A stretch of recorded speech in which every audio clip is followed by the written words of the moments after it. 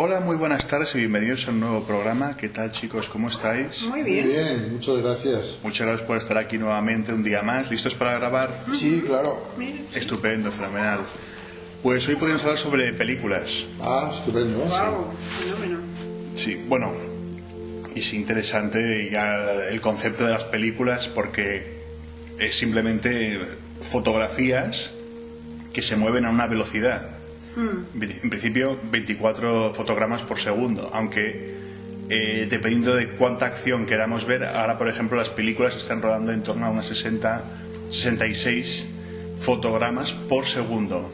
Entonces lo vemos como una animación más real. Entonces si tú ves una película a 24 fotogramas por segundo, es como si viésemos una película de los años 40 básicamente. Y ves que tiene un tipo esa calidad, pero cuantos más fotogramas, el ojo como que está más adaptado y lo vemos más real. Sí, entonces bueno, sí. Esto ya empezó con los hermanos Lumière, haciendo experimentos con la fotografía y bueno, que hoy en día es una industria tremenda, ¿no? Porque da no solamente trabajo a muchísima gente, sino que luego la recaudación que puede llegar a tener una película es tremenda, ¿no? Y luego, perdón, sí. No, es que fíjate que aunque ahora hay medios como los ordenadores y tal, medios increíbles, sí. La verdad es que hace casi 100 años ya se hacía películas bárbaras, ¿no? Como por ejemplo Blancanieves y los siete enanitos de 1937. Se convirtió en la película más exitosa de todos los tiempos. Sí. ¿No?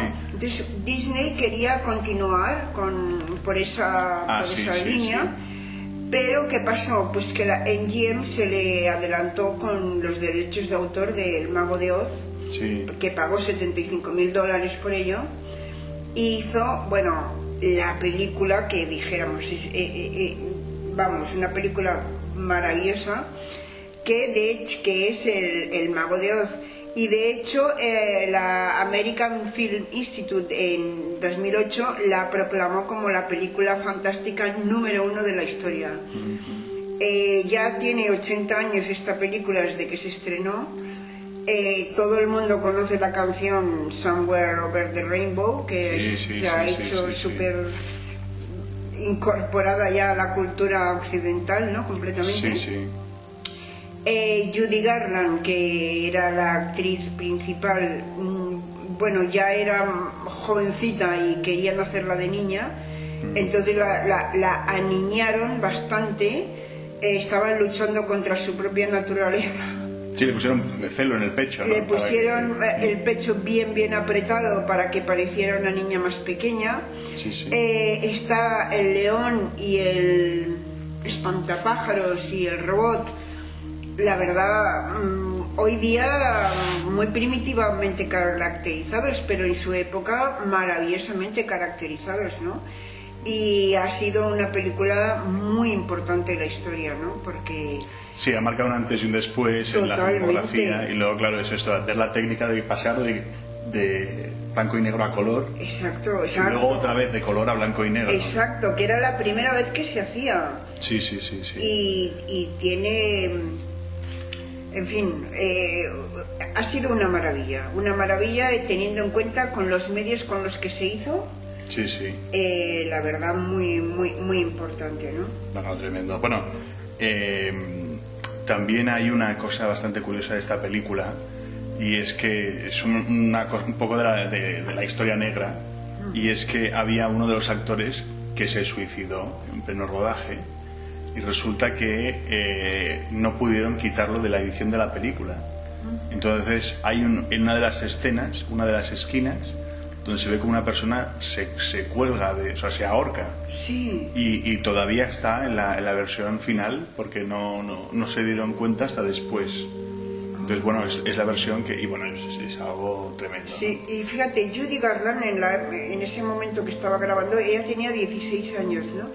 Pero ¿qué pasaba? Que la ley americana impedía que una persona menor de edad trabajara en el set más de 4 horas. Entonces tenía que grabar y filmar 4 horas al día. no podía más porque tenía que compaginar con sus estudios obligatoriamente, ¿no? Caray. Entonces, bueno, pues sí, pues diversos problemas tuvieron que afrontar, ¿no? El perro también, no recuerdo, o sea, se llamaba Totó, pero también creo que le pagaron un dinero. Sí, Totó se llamaba, sí. Solamente por actuar. Entonces, sí. Es bastante... Bueno, en efecto, creo que cobró como $125 a la semana, que era mucho en esa época, dinero, ¿no? Sí. Bueno, y luego él siguió actuando como perro cinematográfico hasta que murió en 1945, ¿no? Oh, Totó, ¿no?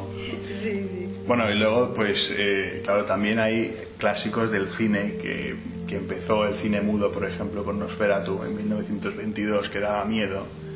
Y claro, al principio pues estaban los de Buster Keaton, Chaplin, que eran películas que, claro, al no tener sonido, pues era muy visual, ponían música que era un acompañamiento con un piano, entonces era muy difícil porque, claro, en todas las salas había que tener una persona que supiera tocar el piano y que lo tocara exactamente donde tenía que tocarlo, ¿no? Sí.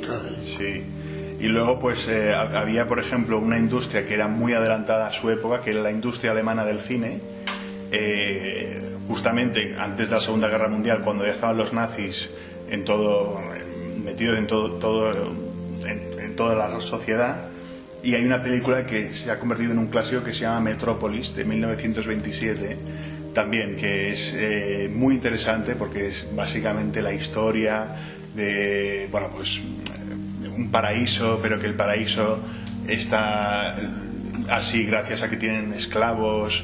Entonces, bueno, más que nada la producción, y teniendo en cuenta los medios que tenían entonces para grabarlo, es verdaderamente increíble, una técnica verdaderamente sorprendente que tenían. Y luego, sí, adelante. No, que como curiosidad te diré que al cambio de color y de blanco y negro, lo que hicieron es utilizar una doble de ella, una doble de la actriz, que iba exactamente igual vestida, y entonces y el plano era así un poquito más lejano para disimular. Claro, de espaldas o no. Sí, y entonces pasaban del blanco y negro de esta manera, ¿no? Caray.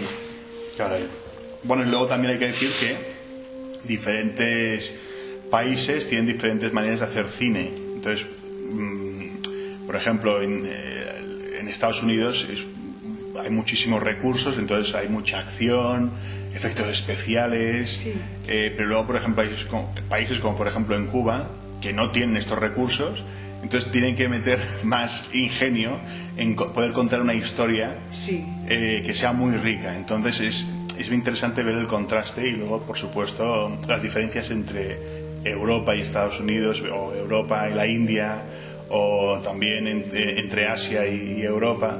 Y puedes ver, por ejemplo, pues que en el cine de Bollywood, ¿no? que en la India hacen, me parece que es en torno a mínimo...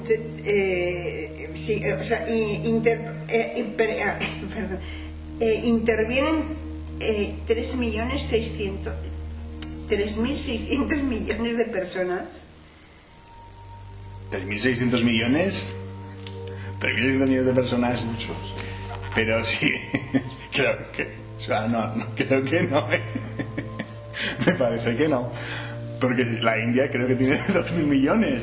Entonces, bueno, si intervienen 3.600 millones... No, pero lo que sí es verdad es que esa zona de la India le quería hacer la imagen especular de California, ¿no? Y sin embargo han hecho muchas películas. Pero lo que tú habías dicho antes, que realmente el éxito que tienen las películas, digo para el público en general, que son más comerciales, son las películas, lógicamente, de la parte de California, de América, por los medios que tienen, ¿no? Bueno, eso no quiere decir, que hayan películas como, por ejemplo, cubanas o tal, que tienen su mensaje y que tienen, como tú has dicho, un gran ingenio, pero desgraciadamente quizás no tengan la salida comercial que tiene una película con mucho más recursos, ¿no? Perdón, o sea, lo que quería decir es que se calcula que llegan a 3.600 millones de personas las películas. Vale, perdón, llegan, alcance. No me he expresado bien, perdón. Vale. Bueno, también hay que decir que el número de películas que se hace en Hollywood es quizás una 10ª parte de lo que se hace en la India. O sea, pero claro, es que es un cine totalmente diferente, porque en la India, por ejemplo, lo que les gusta es más musicales, bailar, algo que, por ejemplo, en Occidente no gusta tanto, no estamos acostumbrados. Quizás una película al año ya es suficiente. Sí. Pero hacen mínimo unas 1000 películas en la India. O sea, es verdaderamente sorprendente. Ahora, a mí me gustaría hablar de la película más taquillera de la historia. Vale, pero vamos a dejarlo aquí y lo dejamos para el próximo programa. Vale, muy bien. Muchas gracias. Hasta la próxima. Chao. Si te ha gustado el programa, suscríbete y dale a like. Y no te olvides darle a la campanita para no perderte ningún episodio. Nos vemos en el próximo programa. Chao.